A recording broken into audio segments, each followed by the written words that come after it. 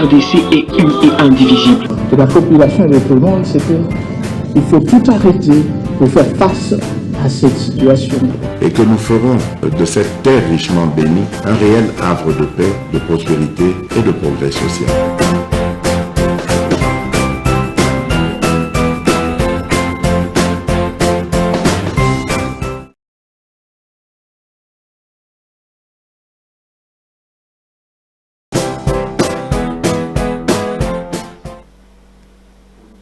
Merci Bozolanda MK Bez officiel. Merci na Bandeko Nyonso Bazaliko Landa Biso partout à travers le monde. Je crois que ces derniers temps, nous vous disons vraiment tous en difficulté à Zalana Bino, Pambate, tous na moment il y a élection. Merci na Bino Bozoko bat toujours pour soutenir Biso, mais nous faisons toujours un effort.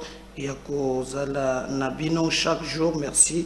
Nabino Bozo partager ba émission Nabiso Bozo continuer ko liker et yango confiance au PC Biso fidélité l'actualité ezali dominer na ba sujet ebele to kobeta masolo Nabino en tout cas boyebi très bien que Katumbi a sali sorti o ya komi ko finga ba to lobi Salomon Escadé aza bogar ba mususu nde baza ba bogar te so botami bogar te vous allez bogar kakate tout ça bon yé makambo ya ki bogar et yé na politique ko sala ndenge nini aza lokola kama makolo bakoto ezala kate baba donc aye ko créer ba polémique boyebi que Seni annoncé bien déjà appel il y a bato ba ngendo kotika ba ka dépôt na bango ya ba à candidater pour la présidence de la République.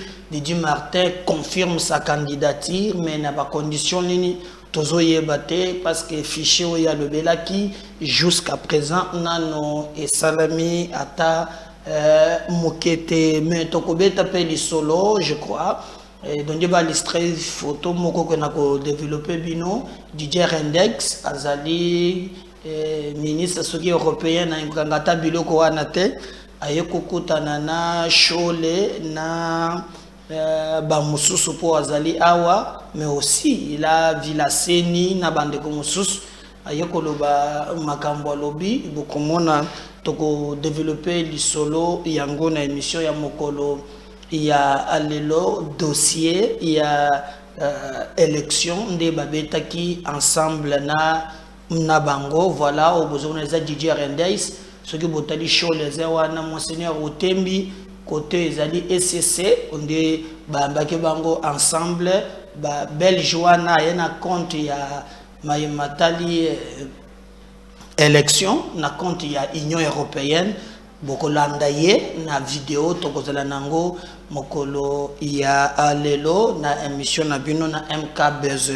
officiel boye ba mission na ye ezani ni maloba nini ye alobaki d'ailleurs tokobete pe du solo il y a aussi photo mosusu wana ozela kisa na bundi na zu yango pour botala quand même cartographie ya ndako ya Kabila wana botala ke place wana réellement ezalaki nzela bokomona ki c'est bien même na cercle na photo débat oyo ezali ko polluer vie politique ezali wana ce qui fait que voilà vous regardez toute la ba flèche komona ke Kabila ndako na ye tala prolongement ya nzela ye moto akangi nzela tala bien avenue wana je l'aime tout cela poursuite aye a bloqué nzela akangi voilà bozomona très bien que ezali passer botala prolongement ya nzela nyonso basali au-delà il y a polémique bato bazali ko engendrer mais botala na jelem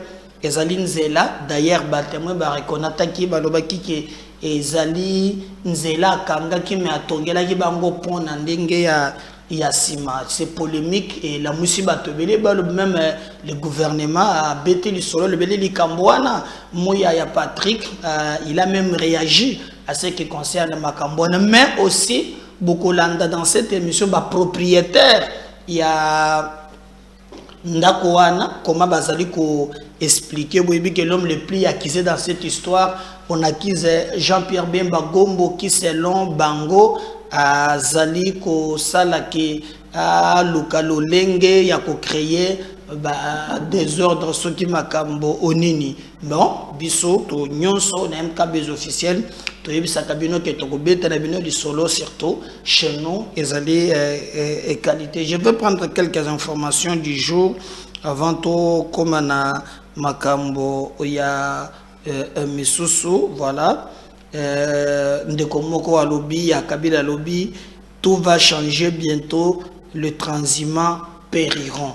Donc pour Nabango, des élections qui s'approchent en 2023 oyo makambo zeli ko changer ko baluka ceux qui baké bito ko salama na Gabon et ko salama pe awa.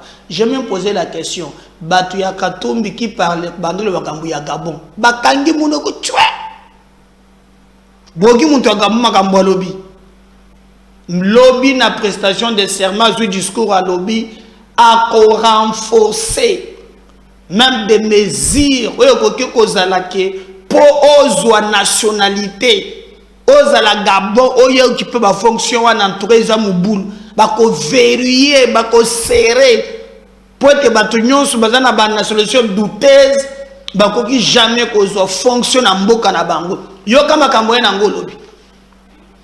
Et d'ailleurs vous avez dit yo kama kamboye non voilà ne peut être président na Gabon kaka mutu oyo ayebi ke azali de père et de mère ezali société makambo na Gabon non okoki kozala candidat na Gabon kaka soki oza de père et de mère tata ona mutu alobi yango. Alors siko bakatumbi sto bandaki ko relayer message na ye tozo mona na Gabon bakangi munoko bazo kosolater yo na lobby eza suma kambute ya o kamati oyo lobby non ne peut être président et pas na bango kuna kaka oyo azali de père et de mère.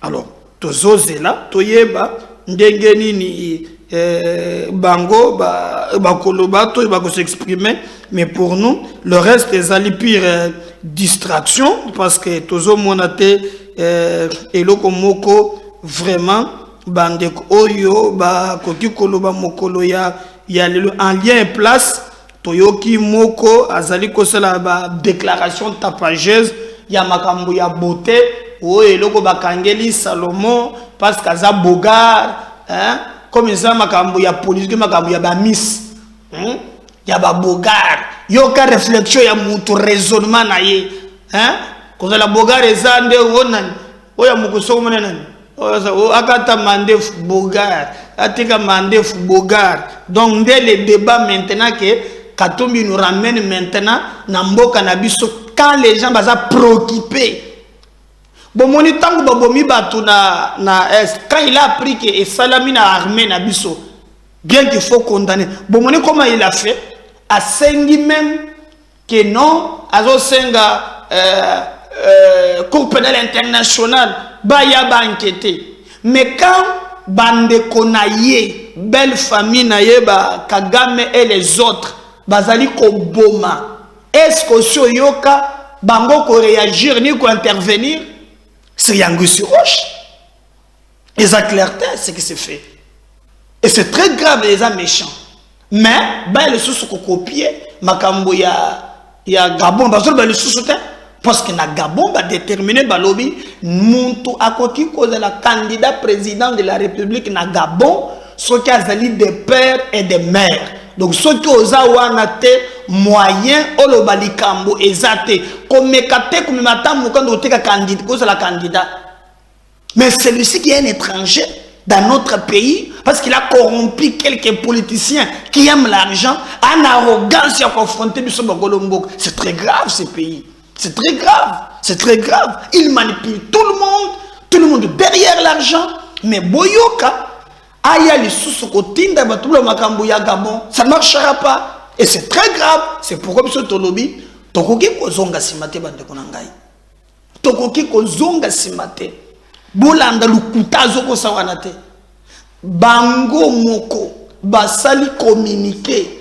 Na secrétaire général na bango o bazolo bake bakangi na téléphone ya Salomon effectivement des éléments de conversation au Bazalaki na général Patrick. Mais les lots dire que non, Bakangaki, l'autre pour Aza Bogart et sa manipulation. Et c'est un faux débat de quelqu'un qui prétend diriger le Congo dès demain. C'est très grave, il ne s'est même pas placé où les débats. Et ça, je regrette. Je veux vous réfléchir la mémoire. Boyo Kamagamontu à Gabon à lobby ne peut être candidat dans Mboka na Bango. Kaka Oyo. Ensuite, ça revient juste. Après, si je parle le même langage, Nande Kwazana technique, Toyoka, le président de la transition gabonais, Maya Lobby, on va revenir juste après pour continuer avec l'émission. Les Gabonais vont se reconnaître. Tu veux être candidat, il faut être Gabonais, de père, de mère, né au Gabon, comme aux États-Unis.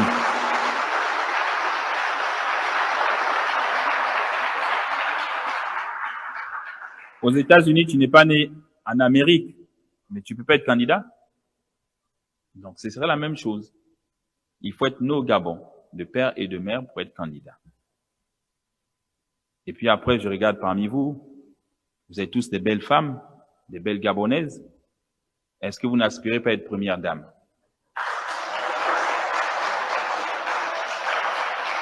Oui. On mettra tout ça dedans. La première dame doit être gabonaise.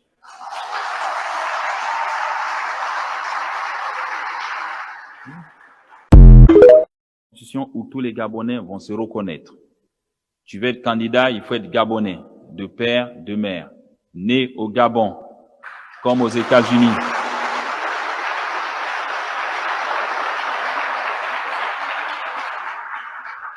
Aux États-Unis, tu n'es pas né en Amérique, mais tu peux pas être candidat. Donc, ce serait la même chose. Il faut être né au Gabon, de père et de mère, pour être candidat. Et puis après, je regarde parmi vous, vous êtes tous des belles femmes, des belles Gabonaises. Est-ce que vous n'aspirez pas à être première dame?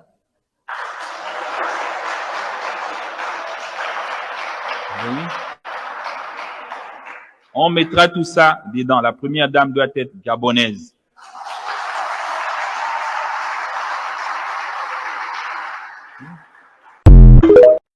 Où tous les Gabonais vont se reconnaître. Tu veux être candidat, il faut être Gabonais, de père, de mère, né au Gabon, comme aux États-Unis.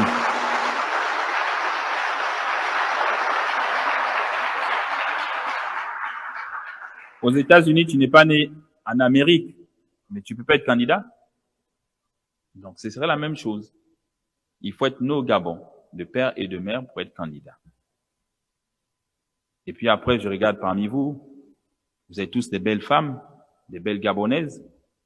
Est-ce que vous n'aspirez pas à être première dame? Je n'ai pas suivi la question dans tous les détails, mais ce que je peux vous dire simplement, c'est que si vous voulez aller rapidement au Kempinski et au Pullman, ne passez-vous pas devant le Palais de la Nation? Est-ce que, avant l'arrivée du président de la République aux responsabilités, est-ce qu'on pouvait passer devant le Palais de la Nation? Si on peut passer devant le bureau du président de la République en fonction, tout le monde peut passer par là, à toutes les heures. Pourquoi ne peut-on pas passer devant la résidence? Encore, je parle sous réserve, parce que je ne suis pas spécialiste en urbanisme, mais je présume que mon collègue Pius Mwabilou doit avoir pris toutes les précautions d'usage pour autoriser quelque chose de ce genre. Alors l'exhortation, c'est qu'il faut aller à la source. J'ai vu Yves Abdallah aller sur terrain, j'ai vu son reportage, je lui ai demandé de faire davantage. Comme ça, vous pouvez venir mieux nous édifier.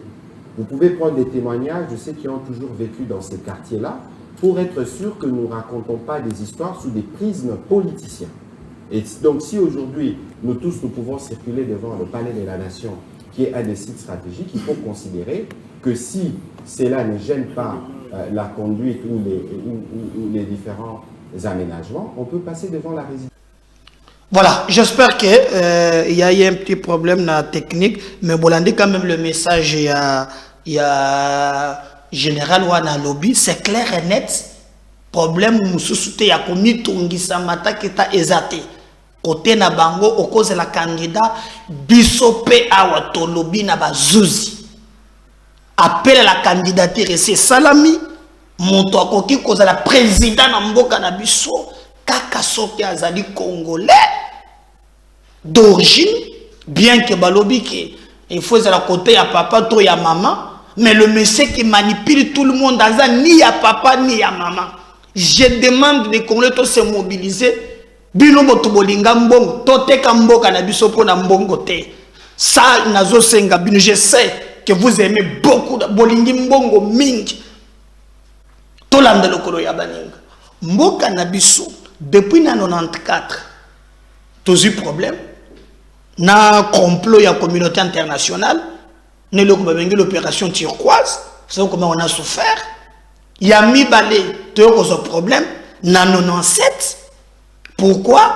Parce que on nous a amené na Kabila le père Barwande Moko Baya Awa dans ces pays autour chef d'état-major James Kabarebe Oyo Lelo Kagama Tindien na retraite. Kabila Koti a côté ça amène biso mixage na brassage atondi si ba Rwandais ba Ougandais ba Burundais lelo bomona kake même tué wa chef d'état major à lobby tozan armée moko secret za la kate attaque au soukosu. Donc notre pays souffre de l'infiltration. On ne peut pas continuer comme ça si nous voulons le matoba respecter biso. Nous ne serons jamais un pays à genoux. C'est pourquoi ton lobby n'a pas congolais. Ba inconscient, ba yeba lingi mbongo, ba yeba zomi pesa bomo ina bango pona mbongo, ba yeba que danger ezali. Danger ezali.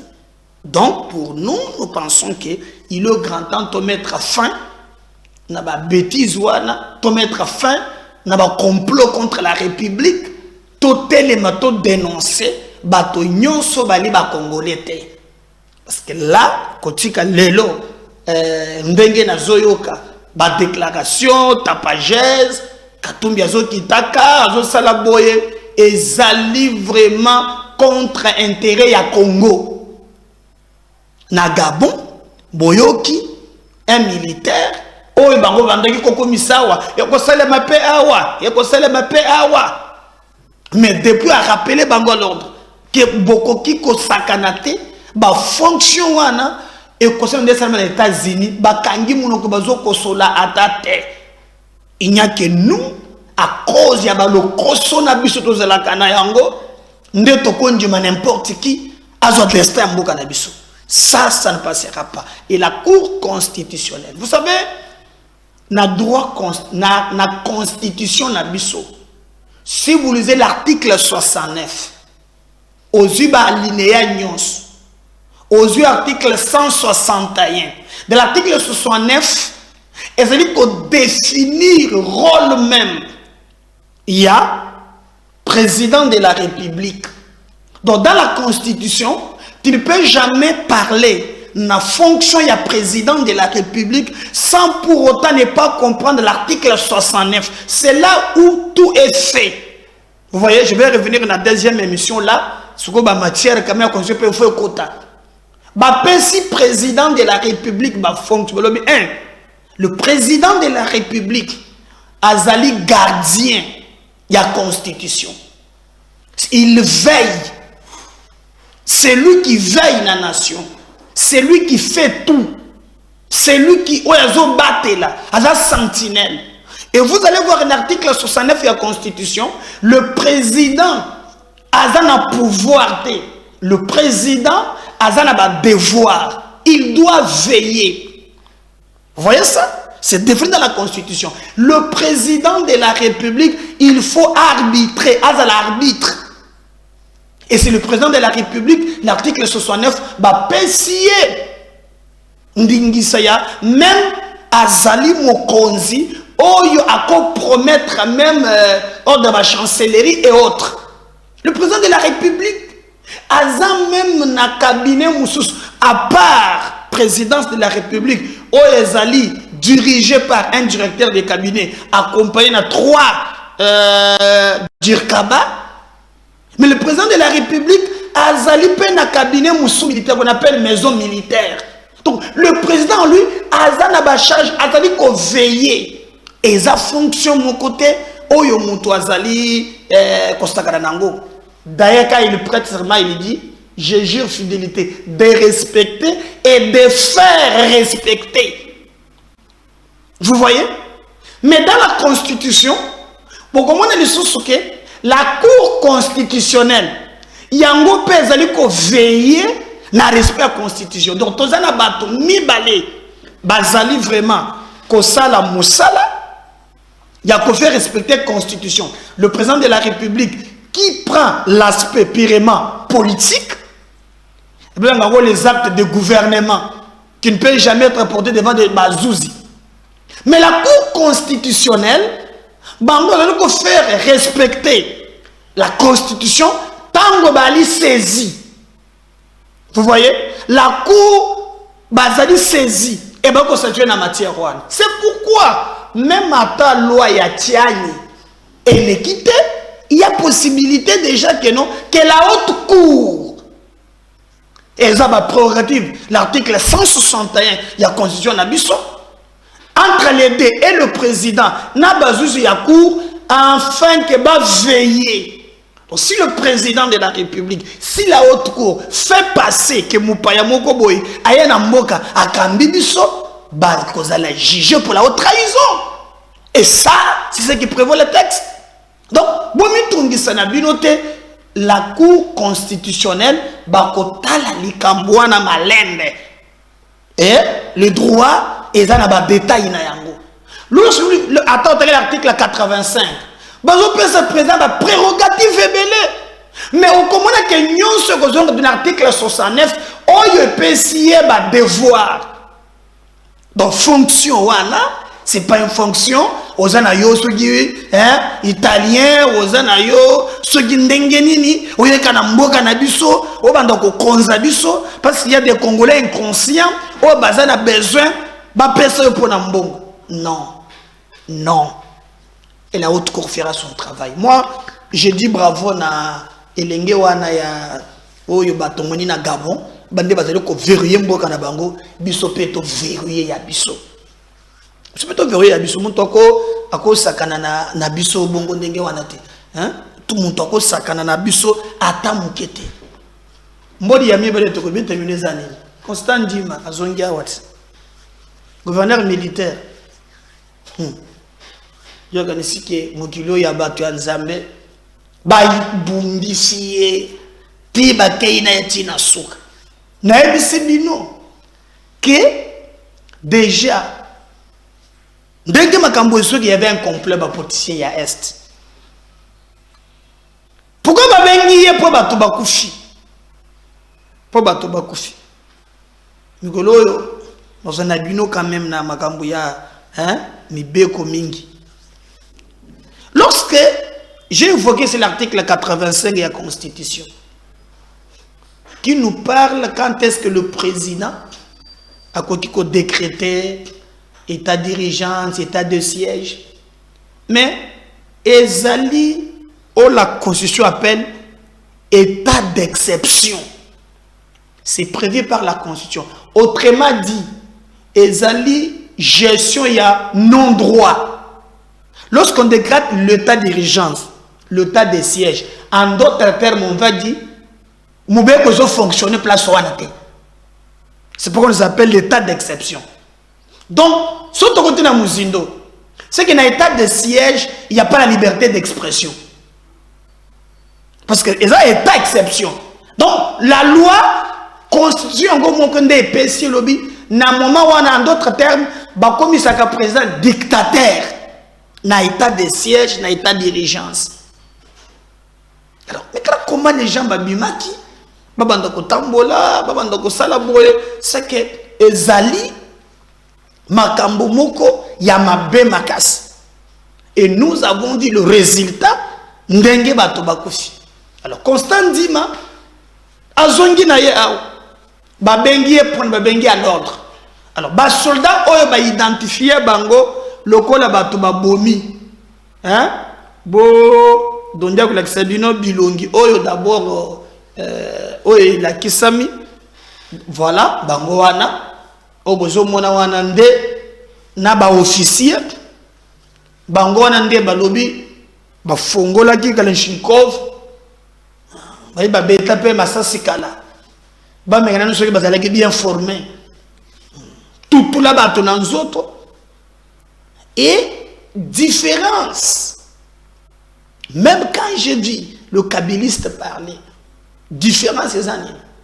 Nous regrettons pour Atabastabi Sebango, ya kozonga na bomoyi azate.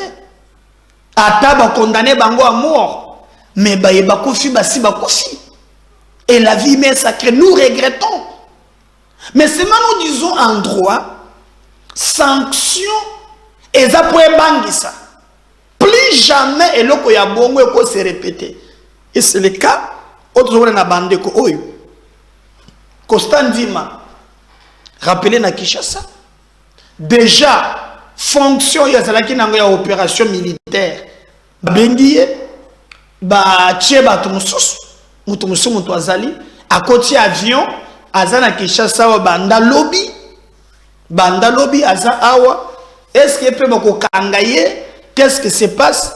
Mais déjà niveau ya Goma nini salami en flagrance, un procès moko en flagrance, makambo eleki vraiment na ndenge bato bazalaki en présence ya Peter Kazadi na Jean-Pierre Bemba Gombo qui ont eu participé na procès wana oyo bato bayaki basengi même d'ailleurs na ba oyo bazali na bandeko ba oyo bazana na bandeko baza quelque part baya déjà directement ba mimonisa baye ba kenon ba bomunde ko na biso ba sali boye mais Constant Ndima aza déjà awa gouverneur militaire toyebité qu'est-ce qui va arriver, mais il est déjà à Kinshasa.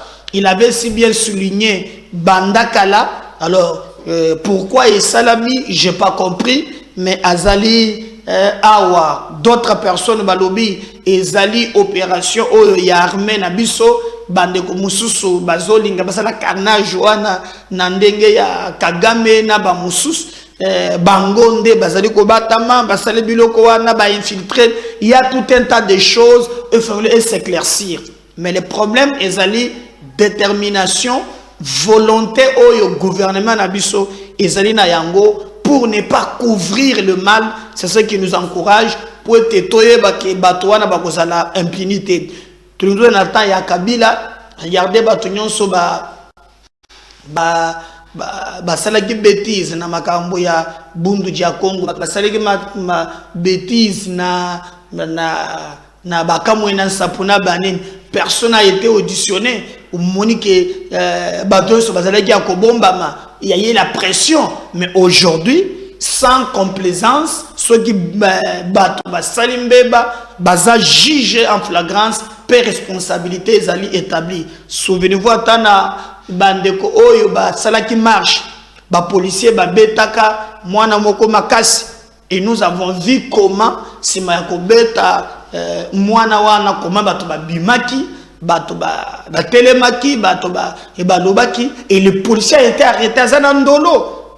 Donc pour vous dire que non seulement qu'on consacre l'impunité, mais par des exemples on décourage bato oyo bazana bizaleliwani ya kubomaka bomo ya muteza sacré.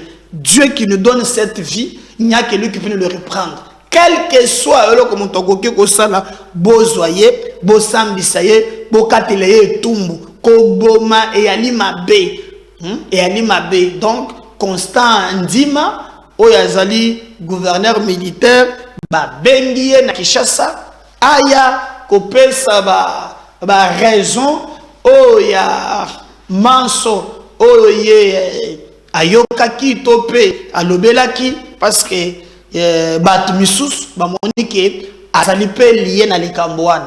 C'est à son tour total. Est-ce qu'à Kozonga? Parce que Azalaki gouverneur, en même temps, c'est lui qui s'occupait de l'opération sur terrain. Est-ce qu'à Kozonga? Hein? Est-ce qu'à Kozonga? Je ne sais pas. Mais sur terrain, nous apprenons quand même que des choses, Bapesi, soldats Moussous, à s'occuper de l'opération sur terrain. Attendons voir Nini Koleka. Je vous rappelle qu'Azalaki aussi, ancien rebelle, azalaki mutu ya Jean-Pierre Bemba Gombo tango bazoya na rébellion ndenge azali wana maintenant Bemba ministre de la défense ye wana seliba bavire tous les procès salamaki eleki na misu ya Peter Kazadi ministre intérieur procès en flagrance na ba soldat oyo bakangi tolagisaki bino oyo babimi lokola bato ba betaki masas tozozela ba conclusion pe toyeba ceux qui en réalité likambonini eleki na nzela wana voilà babilenge na ba officier mu 133e régiment na mususu wana ezali commandant ya garde républicaine ye wana pe azali wana bango nyonso bazoje bango en flagrance pona mayemaleki na est na Goma oyo babomi au-delà de 40 personnes selon bilan oyo ba pesaki tebeza radio te tobeta pe lisolo ya likambo ya ndako ya Kabila Joseph, nous l'avons annoncé na titre. Alors nini elekaki le gouvernement de la porte-parole naie et Patrick Mouyaya, je crois que c'est actuellement les gens qui ont écouté boyo qu'ensemble comment le gouvernement va réagir. Est-ce que va régler Kabila compte? Est-ce qu'on règle des comptes à Kabila? Est-ce que ça fondé ou bien ça Kabiloba loba? Patrick Mouyaya, Betali Soloba Congolais Bayoka. Reviens juste après. Je n'ai pas suivi la question dans tous les détails, mais ce que je peux vous dire simplement, c'est que si vous voulez aller rapidement au Kempinski ou au Pullman, ne passez-vous pas devant le palais de la Nation. Est-ce que, avant l'arrivée du président de la République aux responsabilités, est-ce qu'on pouvait passer devant le palais de la Nation? Si on peut passer devant le bureau du président de la République en fonction, tout le monde peut passer par là, à toutes les heures. Pourquoi ne peut-on pas passer devant la résidence? Encore, je parle sous réserve, parce que je ne suis pas spécialiste en urbanisme, mais je présume que mon collègue Pius Mabilou doit avoir pris toutes les précautions d'usage pour autoriser quelque chose de ce genre. Alors l'exhortation, c'est qu'il faut aller à la source. J'ai vu Yves Abdallah aller sur terrain, j'ai vu son reportage, je lui ai demandé de faire davantage. Comme ça, vous pouvez venir mieux nous édifier. Vous pouvez prendre des témoignages de ceux qui ont toujours vécu dans ces quartiers-là pour être sûr que nous ne racontons pas des histoires sous des prismes politiciens.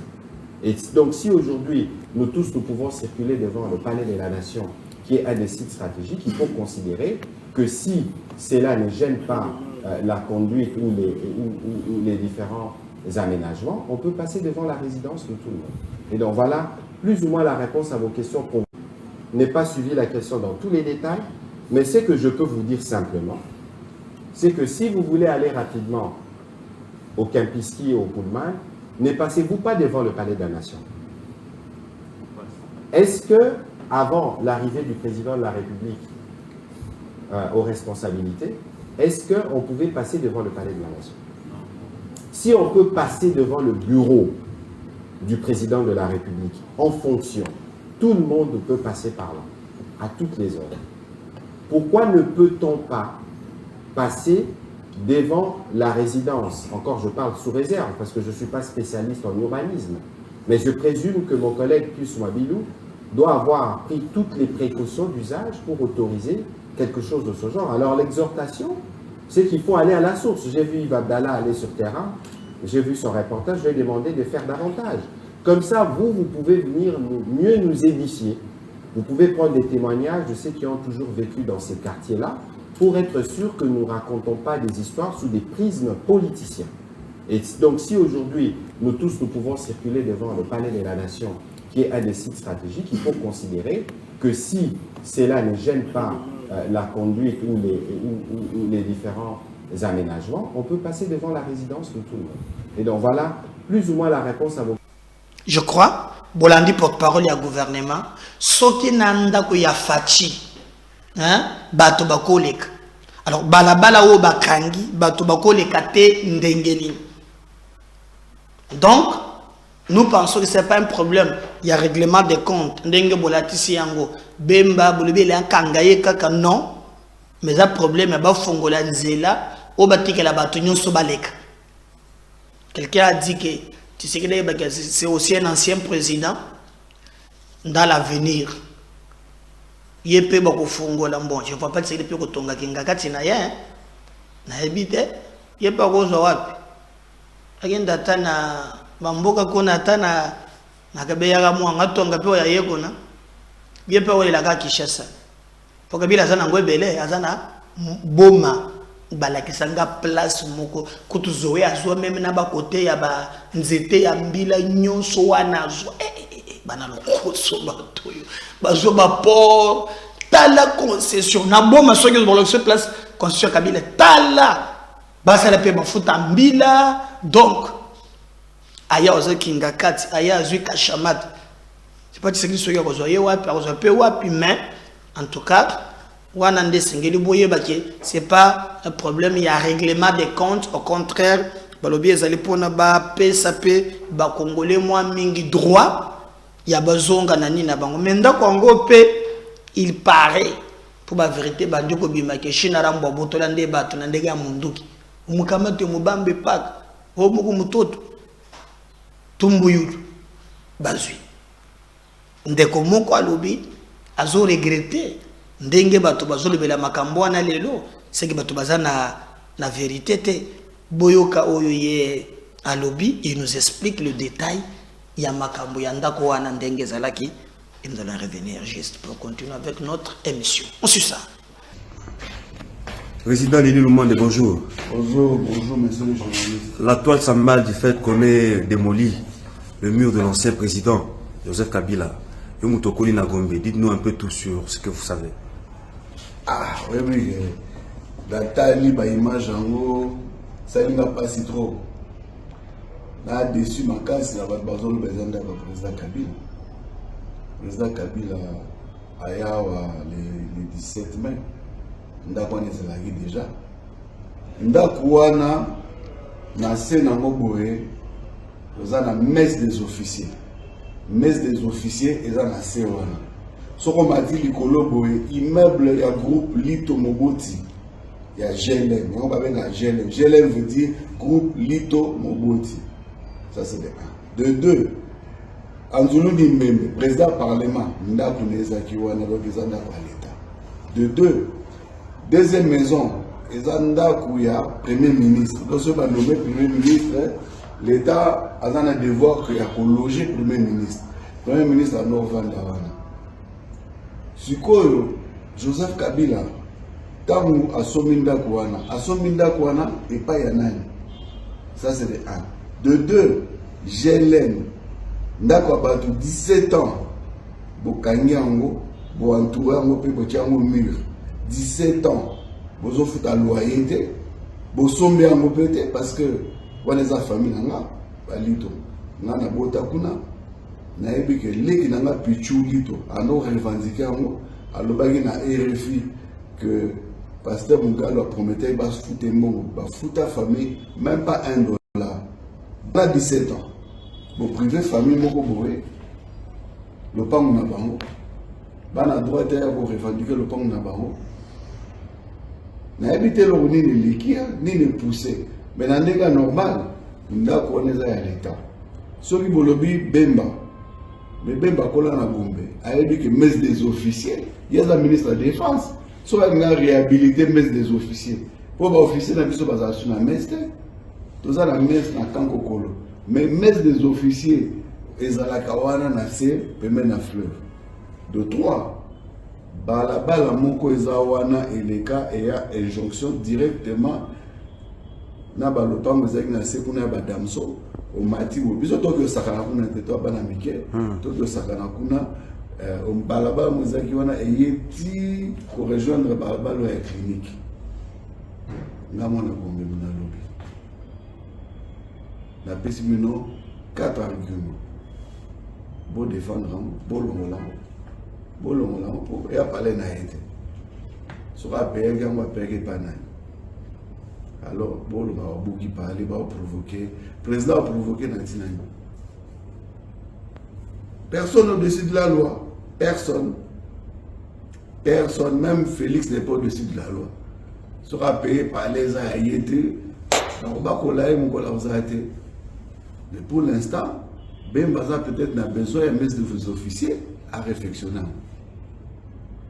Ben Bali Toupé, on a besoin d'un immeuble na bango. Les immeubles na bango. Et puis vous foutez bango bango baloyer. Pendant 17 ans, vous vendez wana, vous foutez bango balange na bango.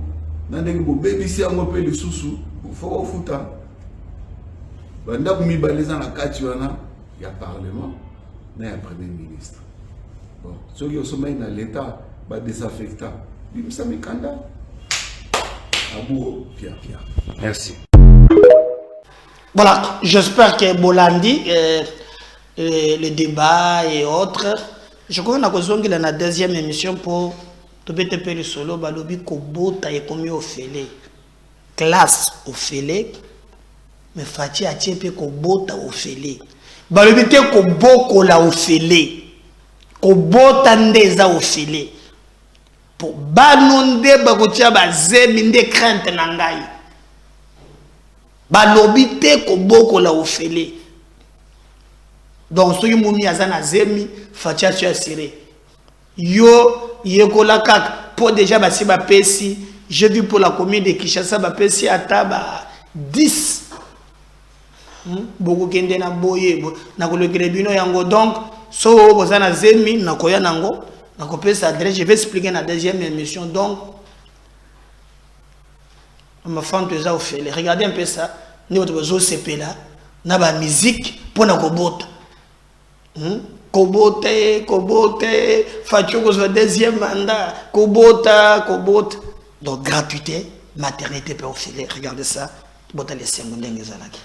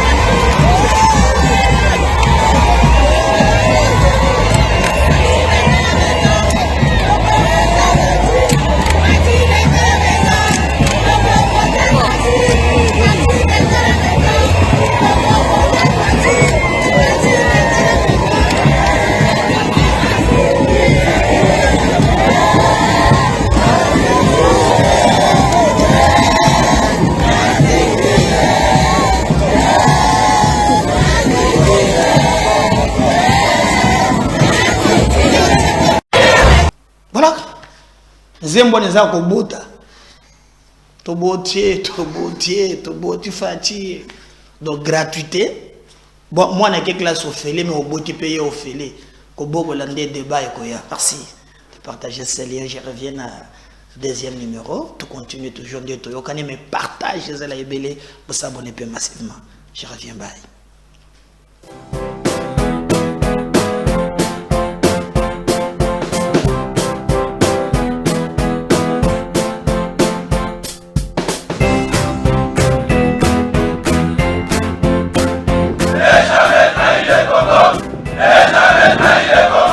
La RDC est une et indivisible. Et la population et tout le monde, c'est qu'il faut tout arrêter pour faire face à cette situation.